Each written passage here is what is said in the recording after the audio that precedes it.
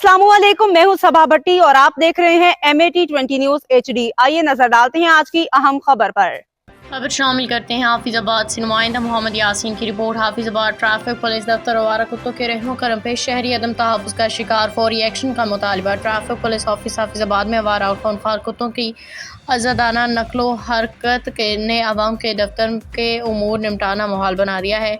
शहरी हल्कों में शदीद गम गुस्सा पाया जाता है कि जहाँ एक तरफ ट्रैफिक के मसाइल हल होने चाहिए, वहाँ दफ्तर में दाखिल होते ही सबसे पहले अवाम को आवारा कुत्तों से निपटना पड़ता है। दफ्तर में चालान जमा कराने, गाड़ियाँ वापस लेने या किसी भी सर्विस के लिए आने वाले अफराद के मुताबिक कुत्तों का गोल अक्सर मरकजी दरवाजे और अहाते में मंडलाता नजर आता है, जिससे न सिर्फ खौफ और हिरास फैलता है बल्कि किसी नाखुशगवार वाक़े का खतरा भी हर वक्त मंडलाता रहता है। शहरियों का कहना है कि ऐसा मंजर किसी वीरान जगह पर नहीं बल्कि ज़िले ट्रैफिक पुलिस दफ्तर में पेश आ रहा है। अवामी हल्कों ने वज़ीर आला पंजाब दीगर से नोटिस लेने का मुतालबा करते हुए कहा कि ट्रैफिक पुलिस दफ्तर को फौरी तौर पर आवारा कुत्तों से पाक करके दफ्तर में एक फर्शनाज़ ज़िम्मेदार ऑफिसर तैनात किया जाए, जो न सिर्फ ट्रैफिक के निज़ाम को बेहतर बनाए बल्कि अवामी दफ्तर की हरमत और तहफ़्फ़ुज़ को भी यकीनी बनाए।